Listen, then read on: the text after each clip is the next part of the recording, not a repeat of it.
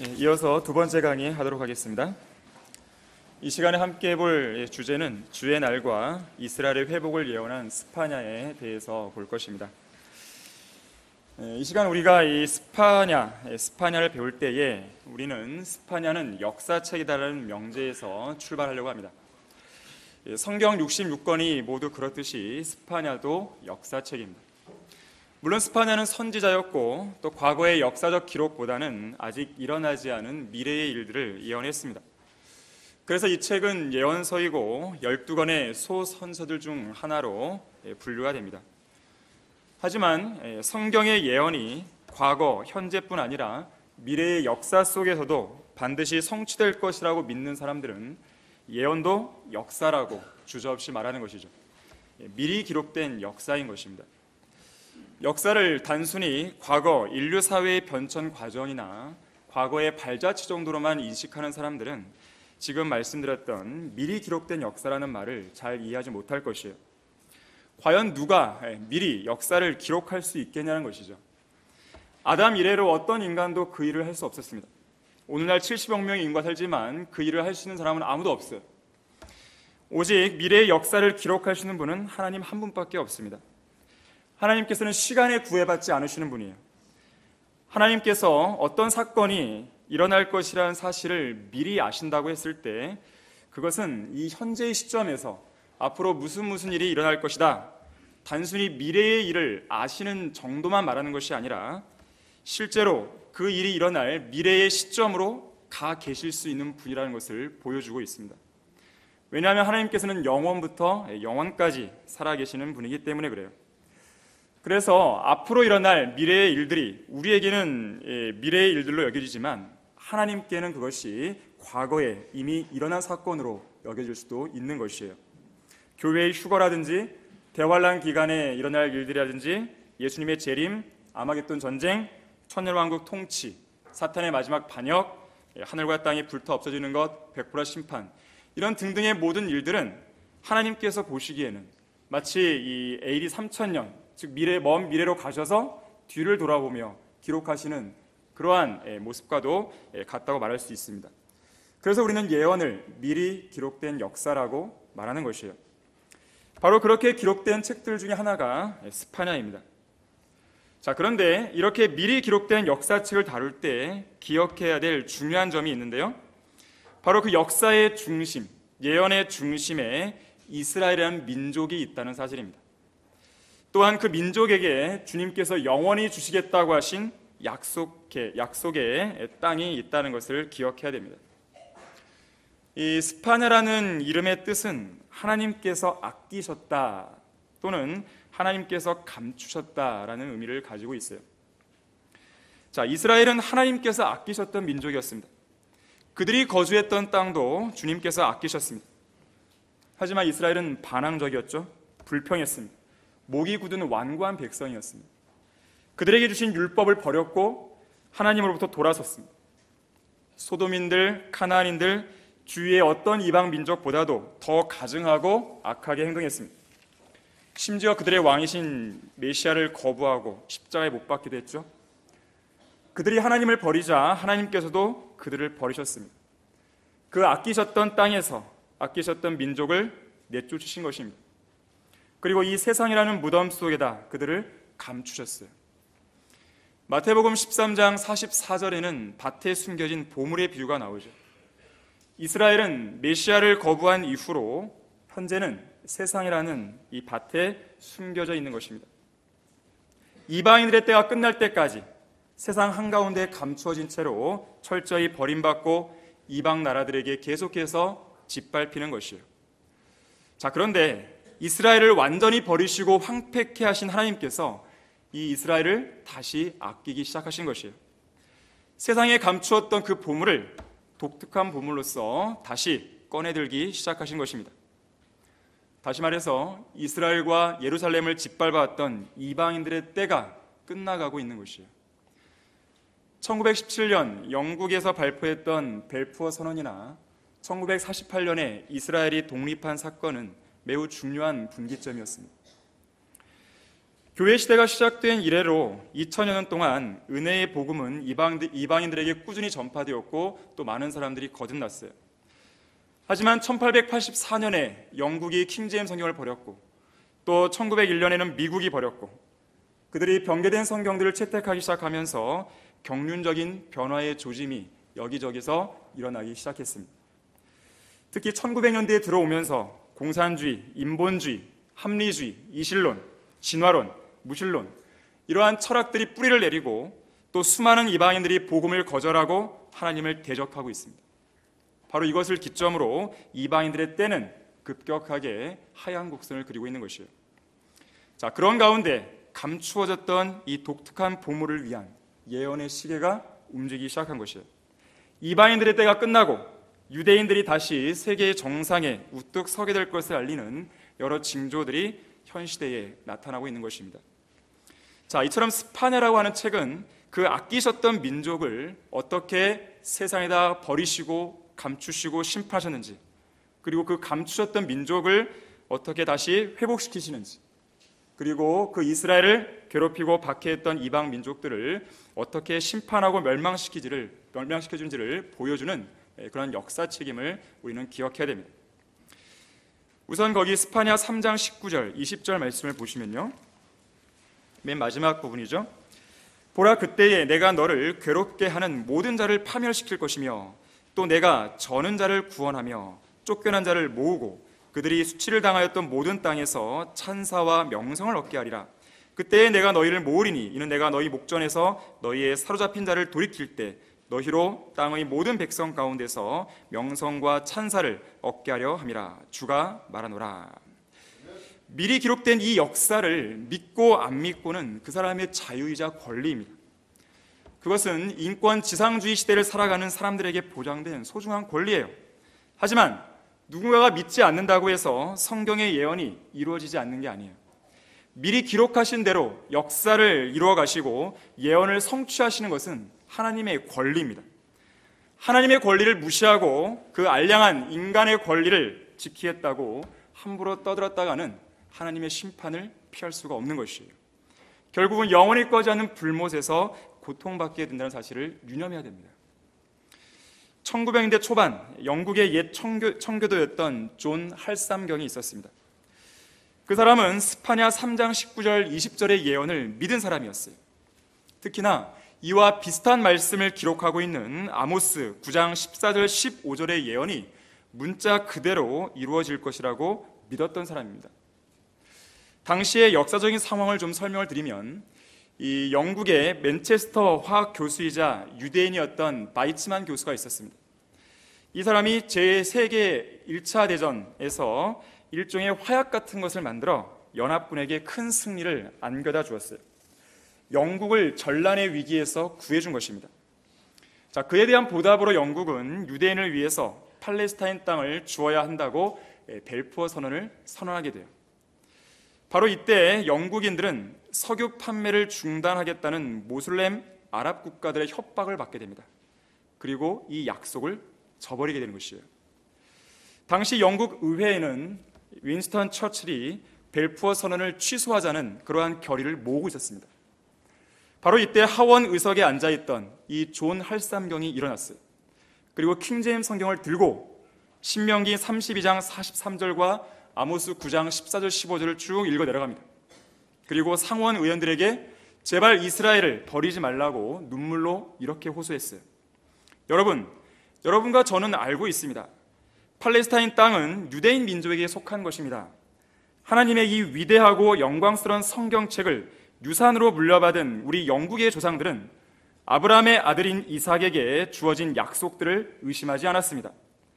하나님께서 약속하신 견지에서 바라볼 때 우리 지도자들이 유대인들의 땅인 이 팔레스타인 땅에 대해 이처럼 음모를 계획하여 이 땅을 다른 민족에게 넘겨준다면 심판날에 우리는 무엇이라고 변명할 것입니까? 라고 했어요. 하지만 아무도 그의 말에 귀를 기울이지 않았어요. 이 예언의 말씀을 믿지 않은 윈스턴 처칠은 벨푸어 선언을 결국 취소하고 맙니다. 자, 그 결과 하나님께서는 그 영국을 심판하시는데요, 제2차 세계대전이 벌어진 지 1년 만인 1940년에 독일의 공군 장교 헤르만 괴링을 영국으로 보내십니다. 그리고 영국을 융단 폭격하게 하세요. 그 결과로 영국 잉글랜드의 공업도시 코벤트리라는 도시가 초토화되고 맙니다. 이후 영국은 인류 국가에서 밀려났고요. 1970년에는 경제적인 파산을 당하는 비운을 맞게 됩니다. 자, 역사책을 무시하면 이러한 결과를 맞게 되는 것이에요. 자, 우리는 이러한 역사적 사실을 유념하면서 미리 기록된 역사의 이 한 페이지가 장식되어 있는 바로 스파냐로 우리가 한번 들어가 보도록 하겠습니다. 스파냐 선지자는 히스키야 왕의 현손이에요. 4대 손이죠. 왕족 출신이었습니다. BC 630년경에 요시야 왕이 통치했던 기간에 활동했습니다. 거기 1장 1절 보시면 유다 왕 아몬의 아들 요시야의 날들에 히스키야의 현손 아마랴의 증손 그달랴의 손자 쿠시의 아들 스파냐에게 임한 주의 말씀이라 그랬죠. 이 스파냐가 활동하던 동시대에 예레미야 선지자도 사역했습니다. 바로 이 시대의 스파냐는 남왕국 유다의 우상 숭배의 죄를 책망하면서 그로 인해 내려질 다가올 심판에 대해 예언을 했어요. 이러한 심판은 역사적으로 보면 바빌론의 침공으로 성취가 됩니다. 하지만 대부분의 예언들이 그렇듯이 당대의 역사적인 사건에만 국한시켜서는 안 돼요. 미래의 재림 때에 일어날 사건들에게까지 적용해야 합니다.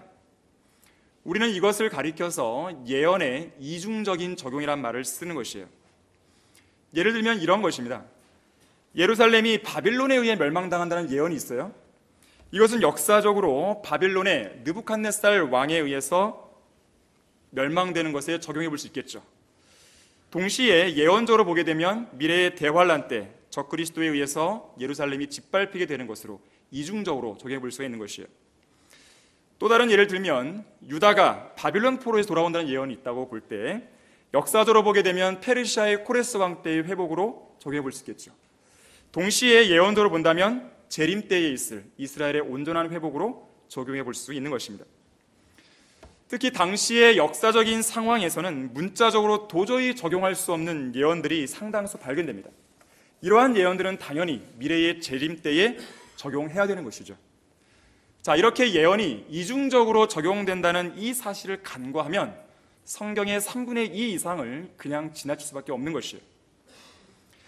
다시 본문으로 돌아오시면 여기 1절에서 요시야 왕의 날들이 나오는데 요시야 왕이라고 한다면 남왕국 유다의 마지막 부흥 기간이죠. 요시야는 8살이라는 어린 나이에 보좌에 오릅니다. 그리고 다윗 왕이 행했던 대로 행함으로써 남왕국 유다의 영적인 판도를 뒤흔들었던 아주 위대한 왕이었어요. 그는 어렸을 때부터 하나님을 찾기 시작했고요. 성전을 깨끗하게 하는 과정에서 율법책을 발견합니다. 그리고 그 율법의 말씀을 들었을 때 그는 유다의 죄와 그로 인한 하나님의 진노, 심판을 깨닫고 겸손해집니다. 그리고 회개하게 되는 것이죠. 특히나 요시야 왕은 우상 숭배를 척결하는 데 있어서 누구보다도 치열하고 집요하게 열심을 보였던 신실한 왕이었어요.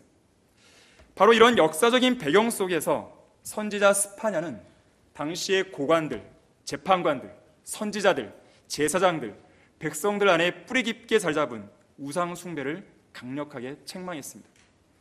그리고 그로 인해 내려질 하나님의 심판을 예언하게 됩니다. 거기 스파냐 1장 4절을 보십시오. 내가 또한 유다와 예루살렘의 모든 거민들 위해 내 손을 뻗치리라 그랬죠. 앞선 2절에서 보게 되면 지면으로부터 모든 것을 완전히 진멸할 것이라고 말씀합니다. 3절에서는 지면으로부터 사람들을 끊어버릴 거라고 경고하고 있죠. 바로 약속의 땅인 팔레스타인 땅에서 유대인들을 끊어버리겠다는 예언입니다. 주님께서 아끼셨던 민족과 그 땅이 완전히 황폐해지고 버려진다는 예언이에요. 바로 그 약속의 땅에서 이스라엘을 쫓아내시겠다는 예언입니다. 서두에도 말씀드렸지만 역사적으로는 바벨론의 느부갓네살을 통해 성취가 되었고요. 이러한 황폐한 상태는 교회 시대를 지나 대환란 때까지 이어집니다. 그리고 그 황폐함은 적그리스도를 통해서 극대화될 것이에요. 특히나 여기 본문에 보게 되면 지면에서 사람을 끊어버린다는 예언이 나오는데요. 물론 이스라엘을 쫓아내겠다는 그 예언이기도 하지만 여기서 우리는 한 가지 암시를 받을 수 있는 부분이 있습니다. 바로 장차 대환란 때 행해질 참수형, 즉 사람의 목을 끊어버리는 일을 암시받게 되는 것이에요. 계시록 20장 4절에는 대환란 때에 짐승의 형상에게 경배하지 않고 짐승의 표를 받지 않은 그 대가로 목배임을 당한 환란 성도들이 나오죠. 바로 그날이 오게 되면 적그리스도는 인간을 제물로 요구해야 할 것이에요. 그리고 피의 제사를 요구합니다. 예루살렘에 있는 유대인들은 목이 잘려 제단에서 마귀들에게 희생 제물로 드려지고 그 죽은 몸은 사람 고기로 먹히게 될 것이에요. 자, 미카서 3장 3절 말씀을 찾아보겠습니다. 미카서 3장 3절입니다. 너희가 또 내 백성의 살을 먹고 그들에게서 가죽을 벗겨내는도다. 그들이 백성의 뼈를 부수어 잘게 다지기를 마치 솥과 가마솥 안에 넣을 고기처럼 하는도다 그랬죠. 심지어 성경은 그렇게 먹히게 될 숫자에 대해서도 예언하는데요. 이사야 6장 13절에서는 10분의 1이라고 말하고 있어요. 그 안에 아직도 10분의 1이 있을 것이요 그것이 돌아와서 먹힐 것이라고 말씀하죠. 바로 유대인들 중 10분의 1이 먹히게 되는 것입니다. 참으로 끔찍한 일이 벌어지는 것이죠. 왜 유대인들은 그런 극심한 심판을 받게 되는 것입니까? 가장 큰 원인은 그들이 주를 거역했기 때문에 그래요. 주를 거역해서 죄를 지었기 때문입니다. 다시 본문 1장 17절 한번 보십시오. 내가 사람들에게 고통을 주리니 그들이 눈먼 사람들처럼 걸을 것이라. 이는 그들이 주를 거슬러 죄를 지었습니다. 자, 죄라고 하는 것은 하나님을 거역하여 짓는 것이에요. 누가복음 15장에 보게 되면 잃어버린 아들의 비유가 나오는데요. 방탕했던 작은 아들이 정신을 딱 차렸을 때 뭐라고 고백하냐면 자기 아버지를 거역하여 죄를 지었다고 하지 않았어요. 하늘을 거역하여 죄를 지었다고 고백합니다. 바로 하나님을 거역하여 죄를 지은 것이에요. 이 코란에 따르면 죄를 짓는 누구라도 자기 자신에게만 죄를 진다는 허튼 소리를 합니다. 자, 죄라고 하는 것은 완전하고 거룩하신 하나님께 대해 짓는 것이에요. 다윗도 밧세바와 간음하고 우리아를 죽인 그 죄에 대해 회개할 때 주만을 거역하여 죄를 지었고 주의 목전에서 이 악한 행실을 행했다고 고백했어요. 포티발의 아내가 요셉을 유혹했을 때에도 요셉은 하나님을 거역하여 죄를 지을 수 없다고 거절하죠, 단호하게. 자, 이스라엘은 하나님을 거역하여 죄를 지었습니다. 특히나 가장 큰 문제가 우상 숭배였어요. 스파냐 1장 4절에 보게 되면 바알을 섬겼다 그러죠. 5절에 보니까 하늘의 군상들, 말캄, 몰렉입니다. 말캄에게 경배했어요. 이 에스겔 8장에 보게 되면 요시야 왕이 죽은 이후에 당시의 우상 숭배가 얼마나 가증스러웠는지를 보다 더 자세하게 묘사해 줍니다. 우리가 이 시간 다 읽지는 않겠지만요. 거룩해야 될 성전 안에 우상과 형상이 있었어요.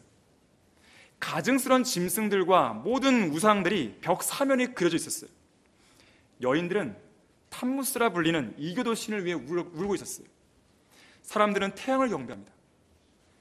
예레미야 44장에 가면요, 남편들은 예레미야 선지자에게 가서 주님께 묻고 있는데 아내들은 그와 동시에 하늘의 여왕에게 기도합니다. 이중적인 모습이죠. 이 이중적인 모습에 대해서 여기 스파냐 1장 5절에서는 주로도 맹세하고 말캄으로도 맹세하며 경배하는 자들이라고 말해요. 한쪽 발은 하나님 편에, 한쪽 발은 우상 편에 두고 섬기는 것이죠. 하지만 우상과 하나님은 결코 양립할 수 없습니다. 실제적인 우상이든 영적인 우상이든 어떤 형태의 우상이라도 철저하게 제거해야 되는 것이죠. 엘리야 때에도 마찬가지인데요. 엘리야 때에도 이스라엘 백성들은 바알만 숭배한 게 아니에요. 그들은 여전히 하나님을 섬깁니다. 그러면 동시에 바알도 섬겼어요. 그래서 칼멜산에서 엘리야가 백성들에게 뭐라고 묻습니까? 너희가 언제까지 바알만을 섬기느냐? 그렇게 안 했어요. 너희가 얼마나 더 두 의견 사이에서 지체하려느냐 그랬어요. 바알과 하나님 사이에서 왔다 갔다 하면서 이중적으로 섬기는 것에 대해서 책망했던 것입니다. 그러면서 하는 말이 주님이 하나님이시면 바알을 버리고 주님만을 따르라고 강력하게 책망했던 것이에요. 둘 중에 하나는 버려야 되는 것이에요. 주님이든 세상이든 둘 중 하나를 분명하게 선택해야 되는 것입니다. 자, 이런 이중적인 태도는 여기 스파냐 1장 12절에도 나와요. 그때에는 내가 촛불들을 가지고 예루살렘을 샅샅이 뒤져 찢기같이 가라앉은 사람들을 벌하리니 그들의 마음에 말하기를 주께서는 선도 행하지 아니하시고 악도 행하지 아니하시리라 하는도다 그랬죠. 이 그리스 철학자 디오게네스는 대낮에 등불을 들고 다니면서 정직한 사람을 찾는다고 말했죠. 하지만 하나님께서는 여기서는 어떻게 하십니까? 악한 사람들을 샅샅이 찾아서 벌하시겠다고 하시고 있어요. 공공연하게 이 대놓고 악을 행하는 자들은 굳이 이렇게 찾지 않아도 쉽게 드러나요. 하지만 이중적인 생활을 하는 위선자들은 샅샅이 찾지 않으면 웬만해서는 드러나지 않습니다. 왜냐하면 이들은 하나님께서는 선도 행하시지 않고 악도 행하시지 않는다고 말하기 때문에 그래요. 어디선가 많이 들었던 말이죠. 뉴에이지 사상입니다. 하나님은 선의 신도 아니다, 악의 신도 아니다. 선과 악은 하나다. 동양의 신비 종교나 뉴에이지 운동의 기본 사상입니다. 수년 전에 이 불교의 조계종 대표란 자가 이런 시를 낭송한 적이 있었어요. 제목은 사탄이여 어서 오십시오라는 거였어요. 나는 당신을 존경하며 예배합니다. 당신은 본래 거룩한 부처입니다. 사탄과 부처란 허망한 거짓 이름일 뿐 모습은 추호도 다르지 않습니다. 사람들은 당신을 미워하고 싫어하지만 그것은 당신을 모르기 때문입니다. 당신을 부처인 줄 알 때에 착한 생각, 악한 생각, 미운 마음, 고운 마음 모두 사라지고 선과 악의 경계가 없다는 것이죠. 거룩한 부처의 모습만 뚜렷이 보게 됩니다. 결국 그 자는 지옥으로 간 것이죠. 사탄과 부처를 동일시하는 것, 제멋대로 선과 악의 경계를 무너뜨리는 것, 이것이 바로 불교의 기본 개념인데 오늘날의 뉴에이지 사상으로 발전이 된 것이에요. 자, 이렇게 이스라엘은 하나님과 우상을 동시에 섬겼어요. 선과 악에 대한 이중적인 태도를 취함으로써 그 선과 악의 경계를 무너뜨렸습니다. 선과 악의 경계가 무너지면 어떤 일이 벌어지지 아세요? 선은 이제 온데간데 없이 사라집니다. 오직 악만 가득하게 되는 것이에요. 주를 거역하여 완전한 우상 숭배로 돌아서는 것이에요. 거기 1장 6절을 보십시오. 아예 주님으로부터 돌아섰죠.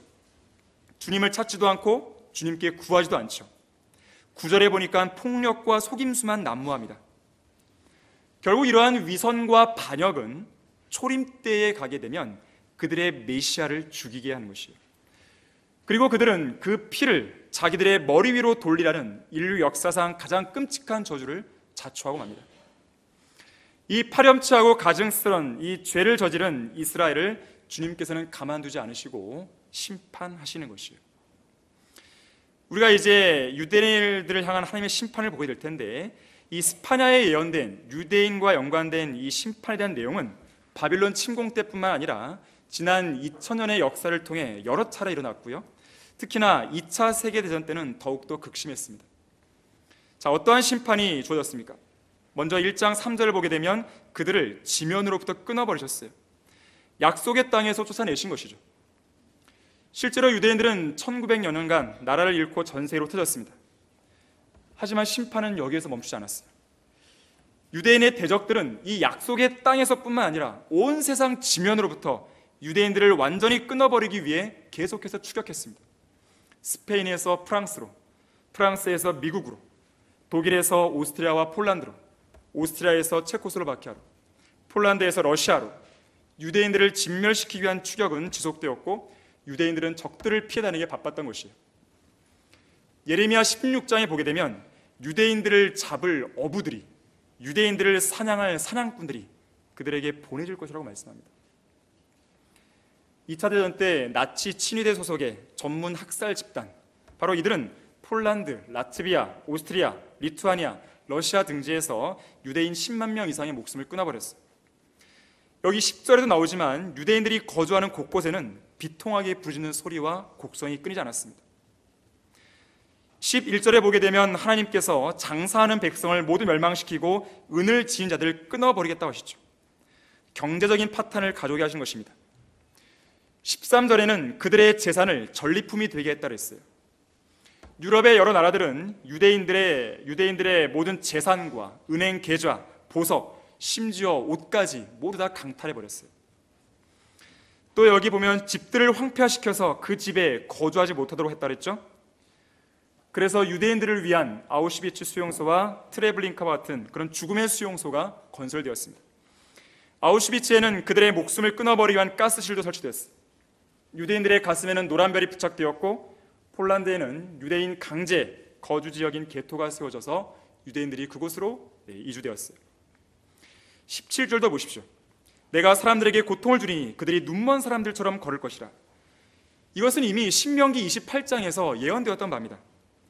하나님께서는 그분을 거역한 이스라엘을 미침, 눈멈, 경심증, 놀라는 것이죠.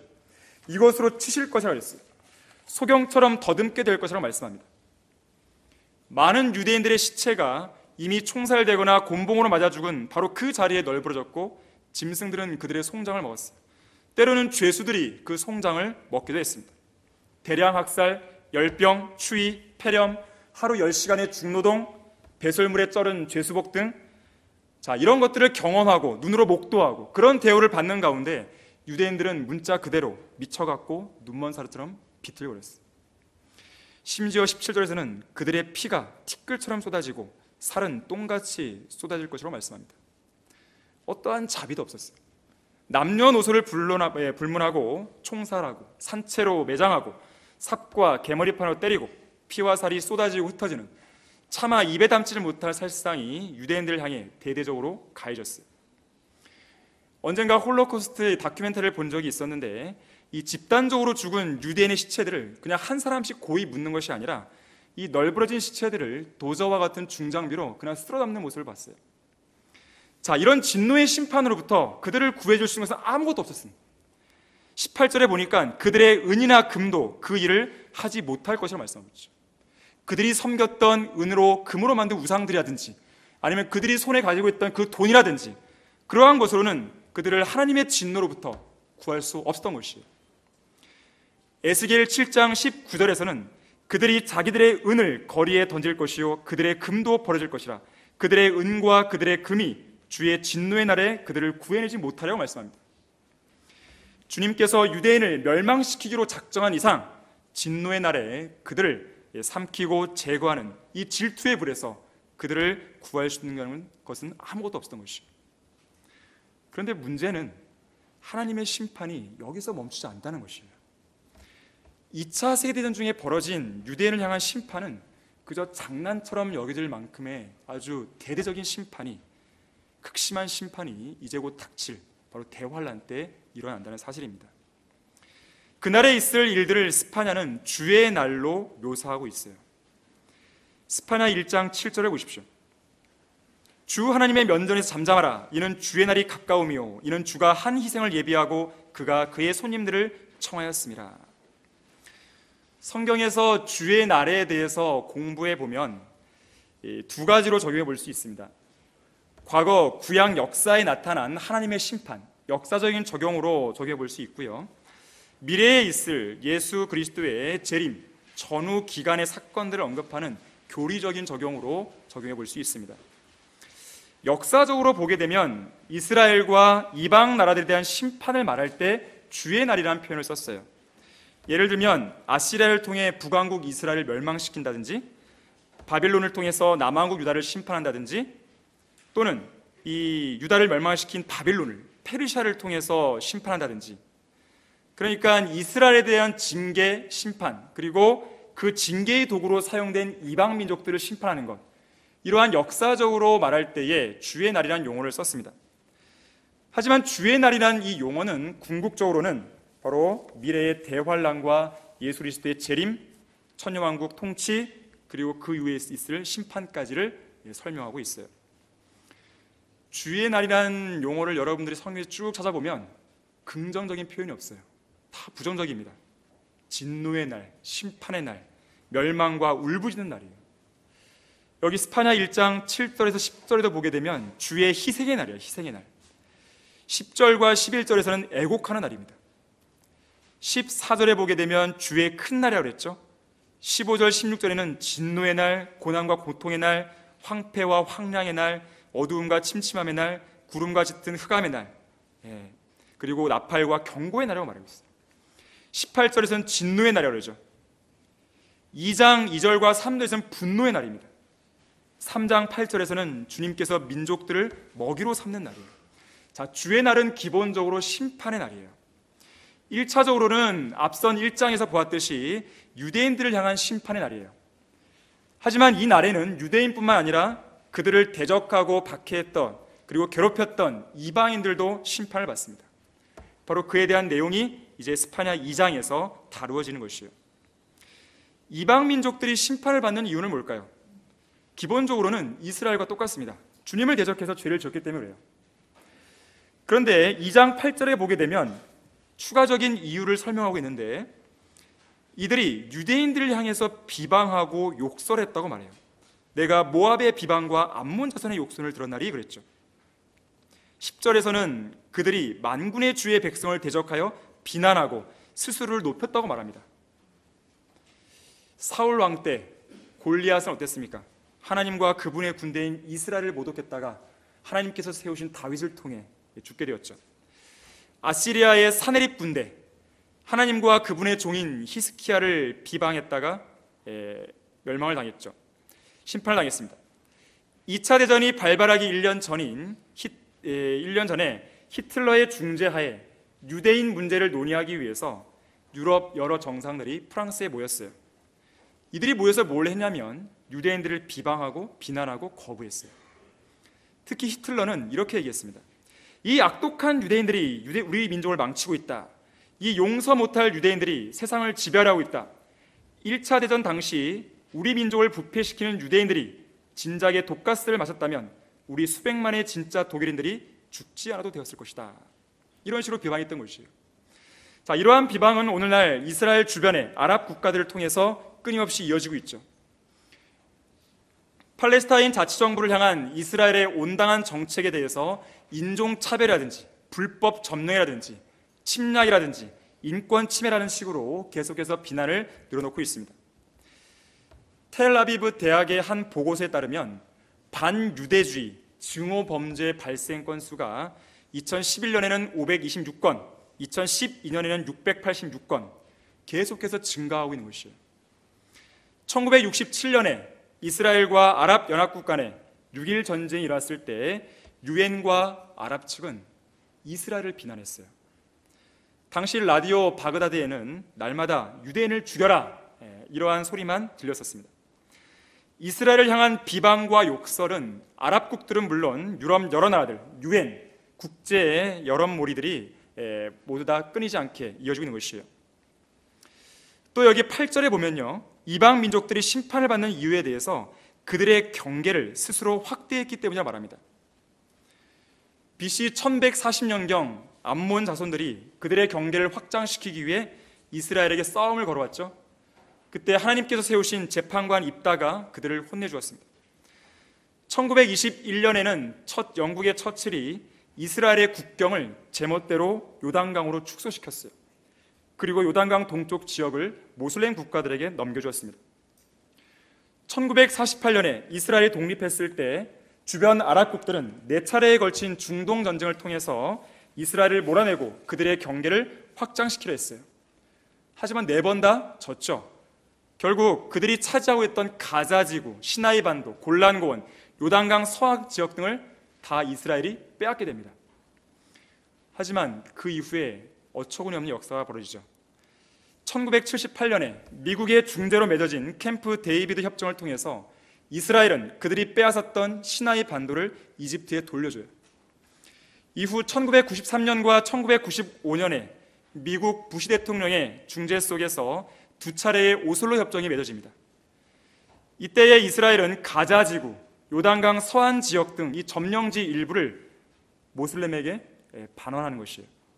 그리고 팔레스타인 자치국가를 설립하는 걸 허락합니다. 그 대신에 이스라엘은 뭘 얻었냐면 아랍권에서 이스라엘의 생존을 보장해 준다는 평화의 원칙을 얻게 돼요. 땅과 평화가 교환된 것입니다. 하지만 평화는 없었어요. 이에 대해서 시편 120편 6절 7절은 이렇게 말씀합니다. 나의 혼이 화평을 미워하는 자와 함께 오래 거하도다. 나는 화평을 원하나 내가 말할 때 그들은 전쟁을 원하노다. 이것이 아랍국들의 진짜 속내인 것입니다. 이스라엘이 속은 것이죠. 이스라엘은 땅만 빼앗겼고 평화를 위한 합의안은 제대로 이행되지 않았습니다.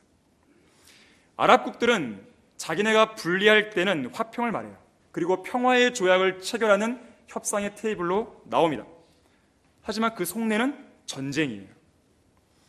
1998년에 빌 클린턴 대통령의 중재 아래 이스라엘의 네타냐후 총리와 피에로의 아라파트가 만났어요. 그리고 와이 협정을 체결합니다. 이때 이스라엘은 요단강 서안 지역의 땅을 피에로에게 추가적으로 반환했어요. 그때 아라파트는 평화를 약속합니다. 그리고 평화협정에 서명해요. 하지만 자국민들에게는 뭐라고 말했냐면 이스라엘과 평화롭게 살지 말고 오히려 폭력을 행사하라. 우리 다 같이 시편 28편 3절을 보시겠습니다.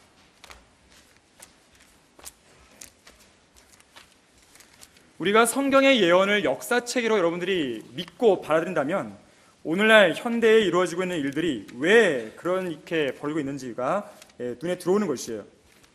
시편 28편 3절을 보시면 악인들과 죄악을 행하는 자들과 함께 나를 데려가지 마소서. 그들이 자기 이웃들에게 화평을 말하나 그들의 마음속에는 해악이 있나이다 그랬어요. 평화의 언약 이런 건 없는 것이에요. 오직 이스라엘을 전쟁과 파멸로 몰아넣는 거짓 약속만 있을 뿐입니다. 자, 그런데 이러한 속임수는 여기서 끝나는 게 아니에요. 대환란 때 이스라엘은 또 속습니다. 그들은 적그리스도와 평화의 언약을 맺어요. 하지만 적그리스도는 환란 중간에 그 평화의 언약을 일방적으로 파기합니다. 그리고 이스라엘은 멸망의 파멸의 구덩이로 던져지게 되는 것이에요. 바로 그런 가운데 그들의 유일한 소망은 하나님께만 있다는 사실을 환란 끝에 가서야 이들은 깨닫게 되는 것이에요. 그때까지는 모든 것들이 성경의 예언대로 진행되어 가는 것입니다. 자, 땅의 경계가 문제예요. 전 세계의 모든 이목은 바로 이 땅에 집중되어 있습니다. 가톨릭, 모슬렘, 유엔, 국제사회의 모든 관심이 바로 이 땅에 있어요. 특히 유엔은 이스라엘과 아랍국들 간의 중재자로 나서서 이 땅을 가지고 저울질을 하고 있습니다. 하지만 이 땅은 유엔이 함부로 중재하고 나서서 누구에게 줘라 말아 할 수 있는 그런 땅이 아니에요. 이 땅은 하나님께서 아끼시는 땅입니다. 지금으로부터 4,000여 년 전에 아브라함의 언약을 통해서 그분께서 아끼셨던 이스라엘 민족에게 영원히 주시겠다고 약속하신 땅이었어요. 창세기 15장 18절에 따르면 그 구체적인 경계도 나와요.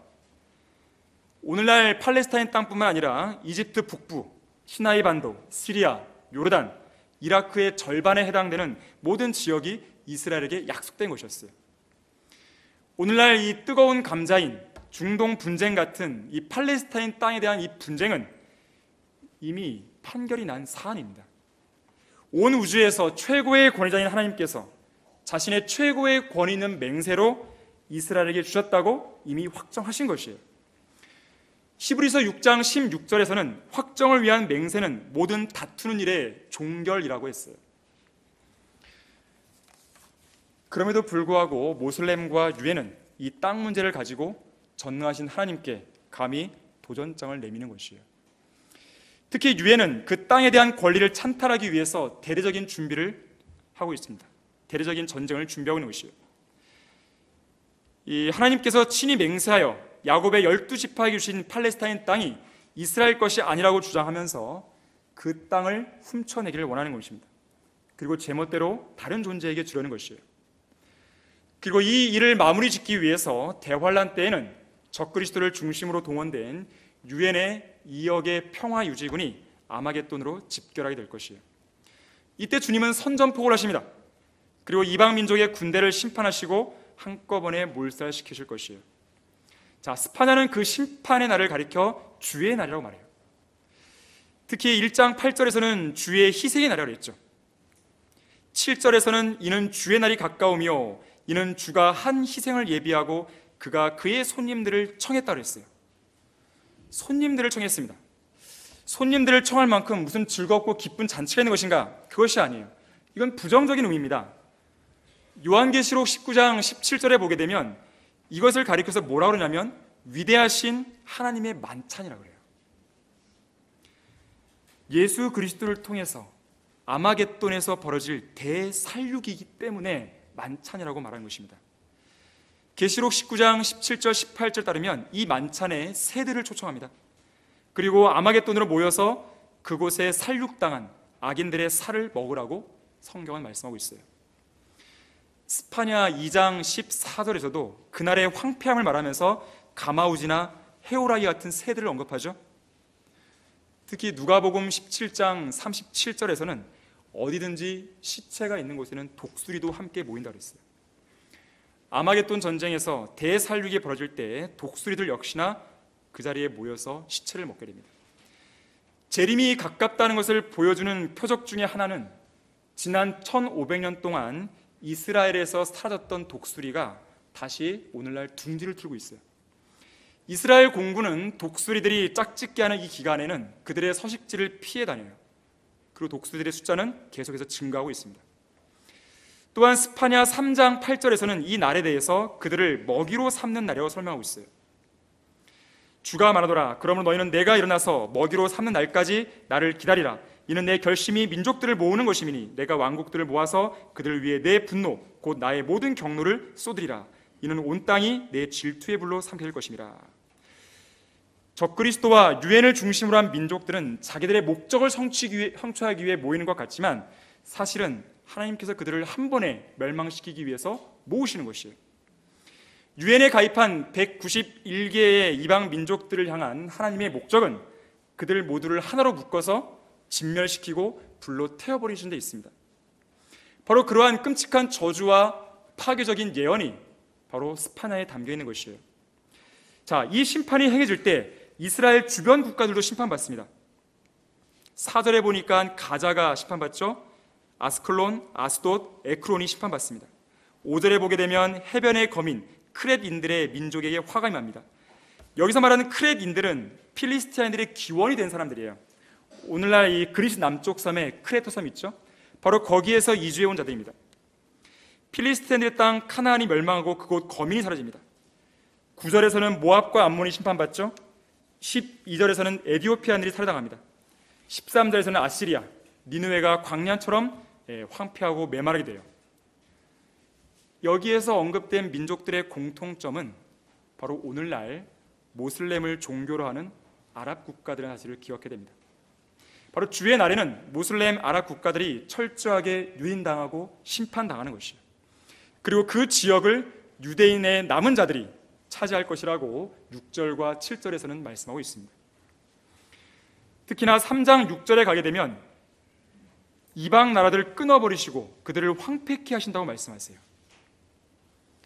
이렇게 이방 민족들을 심판하실 때 거기 스파냐 2장 11절을 보십시오. 그들을 두렵게 함으로써 세상의 모든 신들을 굶겨 죽일 것이라고도 말씀하세요. 이보다 더 권위 있는 심판도 없어요. 이보다 더 우상들에 대한 능멸하는 말씀도 없어요. 쉽게 말해서 이런 것이에요. 밥이나 얻어먹는 우상들을 차라리 굶겨 죽이겠다는 것입니다. 심한 모욕이죠. 거지 같은 우상들, 빌어먹기 좋아하는 우상들, 각종 신들, 모슬렘의 신인 알라와 같은 그런 자들을 굶겨버리겠다는 것입니다. 바로 그런 모든 우상들과 신들을 위해 하나님의 위대하심을 강력하게 선포하는 것입니다. 자, 이 위대한 심판이 행해지는 날 이스라엘은 완전히 회복됩니다. 바로 그 내용이 이제 3장에 나오는 것이에요. 여러분들이 선지서들을 공부할 때 항상 기억할 것은 이방인들의 몰락, 이방인들의 심판은 곧 이스라엘의 회복이라는 사실을 기억하셔야 돼요. 하나님께서 처음 그들을 아끼셨던 때에 그 독특한 보물로서의 지위를 회복시키실 것이에요. 회복하는 데 있어서 독특한 표현 하나가 나오죠. 2장 6절에 보게 되면 사로잡힘에서 돌이킨다는 말씀합니다. 3장 20절 한번 보십시오. 그때 내가 너희를 모으리니 이는 내가 너희 목전에서 너희의 사로잡힌 자를 돌이킬 때 너희로 땅의 모든 백성 가운데서 명성과 찬사를 얻게 하려 함이라 주가 말하노라 그랬어요. 사로잡힘, 많이 봤던 표현이죠. 욥기 42장 10절에서 욥의 사로잡힘을 돌이키시는 내용이 나옵니다. 이 욥이란 인물은 대환란 때의 유대인을 예표해요. 특히 욥기의 42장은 대환란 후 3년 반인 42개월을 예표해 주죠. 바로 42장 끝에 욥이 사로잡힘에서 돌이켜지듯이 이스라엘도 대환란이 끝날 무렵 사로잡힘에서 돌이켜지는 것이에요. 자, 어떠한 방법으로 회복되는 것인가? 첫 번째는 남은 자를 중심으로 회복됩니다. 3장 12절을 보시면 주의 이름을 신뢰하는 그러한 남은 자들이 있을 것이라는 예언이 나와요. 성경에서 남은 자라는 교리, 특히나 선지서들에서는요, 이 남은 자에 대한 교리는 매우 중요합니다. 이스라엘이 회복되는데 바로 남은 자를 중심으로 회복이 돼요. 대환란 때에 많은 이스라엘 사람들이 배교하거나 떨어져 나가야 될 것이에요.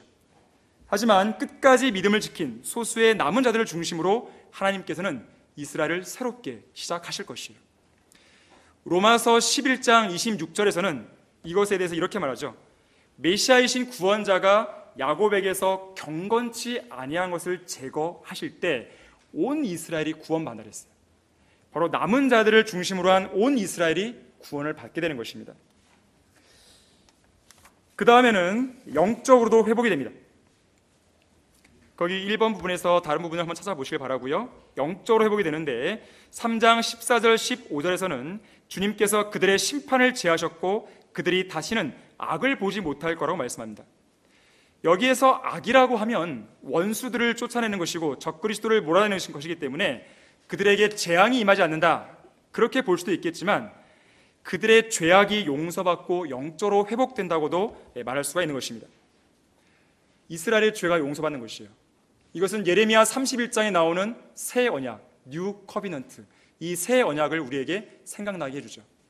그 새 언약에 따르면 하나님께서는 이스라엘의 죄악을 용서하시고 그들의 죄를 더 이상 기억하지 않겠다고 말씀하세요.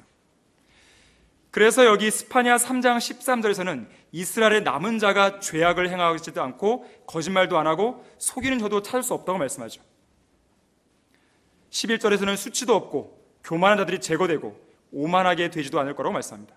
자, 영적으로 회복이 되는 것이에요. 영적인 회복뿐만 아니라 세 번째 보시면 물리적으로도 회복이 됩니다. 그래서 16절에 보게 되면 3장 16절에서 위대하고 강한 민족이 된다고 하죠. 거기 13절 말씀 보세요. 그들이 먹으며 누울 것이나 아무도 그들을 두렵게 하지 못할 것임이라. 자, 천년왕국 때에는요, 새로운, 지금과는 판이하게 다른 새로운 국제 질서가 수립됩니다. 자, 사자는 동물의 왕이에요. 미카서 5장 8절에 보게 되면 이스라엘은 사자와 같이다 그래요. 바로 회복된 이스라엘이 새로운 세계 질서 속에서 우두머리 국가가 되는 것이에요. 이때의 이방 민족들은 이스라엘 앞에서 두려워 떨게 되는 것입니다. 오늘날 사람들은 뉴 에이지를 외치면서 새로운 세계 질서를 말해요. 하지만 그들이 말하는 새로운 세계 질서는 예수님을 치우고 그들의 인권, 인본주의를 중심으로 하는 새로운 질서예요.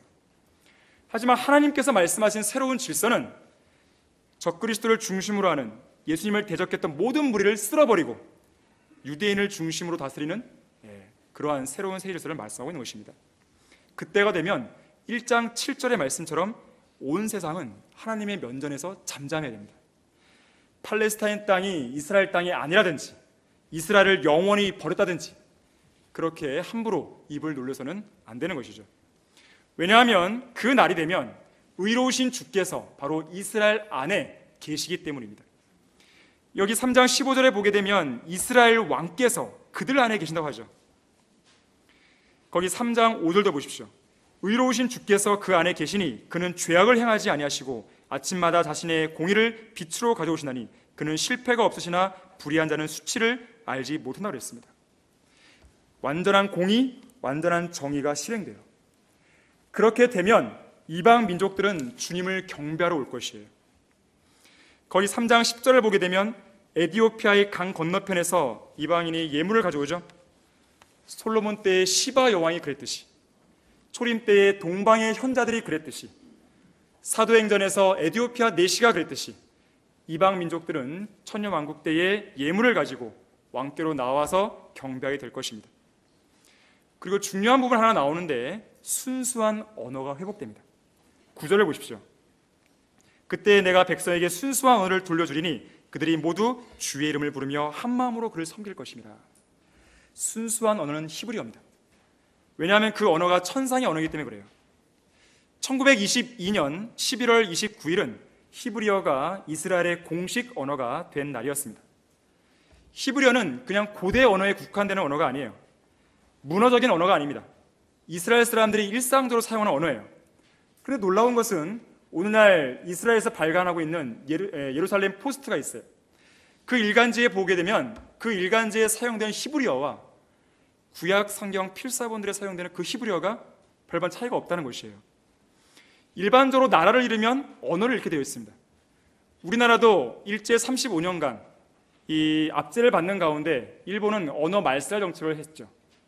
자, 이스라엘은 35년도 아니고 무려 1900년간 나라가 없었어요. 그런데 모세 시대의 그 히브리어가 지금까지도 보존되고 있어요. 그건 기적이에요. 하나님께서 하셨기 때문에 그렇습니다. 바로 이 일을 위해서 하나님께서는 벤 예후다라는 유대인을 사용했습니다. 유대인들이 팔레스타인으로 돌아올 무렵에 그들은 러시아어, 영어, 프랑스어, 독일어 등등 그들이 흩어졌던 나라의 언어를 사용했어요. 바로 이때 벤 예후다는 히브리어의 부활을 꿈꾸며 이렇게 말했습니다. 조상의 땅을 회복하지 않으면 유대인이 될 수 없다. 조상의 언어를 회복하지 않으면 살아있는 국가가 될 수 없다. 러시아어와 영어와 프랑스어와 독일어로 어떻게 국가 통합을 이룰 수 있겠는가? 하나님께서는 스파냐에 미리 기록해 두신 대로 이 역사적 사실대로 히브리어를 회복시키셨고 그들이 한마음으로 주님을 섬길 수 있는 기반을 마련하신 것입니다. 마지막으로 보게 되면 17절에서 이스라엘은 민족적으로 구원받고 안식하게 되고 수치를 당했던 모든 땅에서 찬사와 명성을 얻게 됩니다. 19절을 보십시오. 보라, 그때 내가 너를 괴롭게 하는 모든 자를 파멸시킬 것이며 또 내가 저런 자를 구원하며 쫓겨난 자를 모으고 그들이 수치를 당하였던 모든 땅에서 찬사와 명성을 얻게 하리라. 이스라엘이 완전히 회복되는 것이에요. 이 시간에 우리는 짧은 시간이지만 스파냐에 미리 기록된 역사의 일부를 간략히 살펴봤습니다. 소선지서가 쉬운 책은 아니에요. 하지만 우리에게는 믿음의 선진들이 피를 흘려 지켜온 바른 성경이 있고 그 말씀을 기반으로 한 진리의 서적들이 있어요. 그리고 진리의 말씀을 올바로 나누어 공부할 수 있도록 도와주는 러크만 목사님의 주옥 같은 주석서들이 있습니다. 자, 이것을 기반으로 우리가 공부해서 향후 재림을 전후해서 벌어질 사건들에 대한 적은 지식이 있다면 소선지서를 공부하는 것이 그렇게 지루하거나 어렵지만은 않을 것입니다. 러크만 목사님은 그리스도 안에 있는 지혜와 지식의 보화를 열심히 캐어서 체계적으로 정리해서 우리 앞에 펼쳐 놓았어요. 자, 우리 이전 시대에 어떤 성도들도 이토록 풍성한 진리의 보물들을 가져본 적이 없습니다. 그런 면에서 우리는 이 마지막 때에 가장 큰 복을 받은 사람들이에요. 문제는 그 보화를 가지고 열심히 공부하고 있는가에 있어요. 역대기야 20장 20절에서는 하나님의 선자들을 믿으라, 그러면 너희가 성공할 것이라고 말합니다. 성공하기 원하면 선자들의 말을 믿어야 돼요. 왜냐하면 그것이 하나님의 말씀이기 때문에 그렇습니다. 선자를 통해 기록된 예언의 말씀이 문자 그대로 이루어질 것을 믿고 그 예언을 주시하고 열심히 공부하는 사람들은 결코 실패하지 않습니다. 성경은 미리 기록된 역사책이에요. 결코 가볍게 여기서는 안 됩니다. 성경에 미리 기록된 역사는 역사를 주관하신 하나님께서 이루시겠다면 이루어지는 그런 역사책인 것이에요. 그래서 우리는 이 성경에 우리의 남은 생애를 걸어야 되는 것입니다. 우리에게 남은 시간 얼마 남지 않았어요. 이제 주님은 곧 오시는 것이에요. 그래서 우리는 생이 끝나는 마지막 그 순간까지 이 말씀의 모든 것을 걸 수 있는 능력, 힘, 열정을 주시라고 기도하는 가운데 예수님의 재림에 대한 소망을 확고하게 다져나가야 될 것입니다.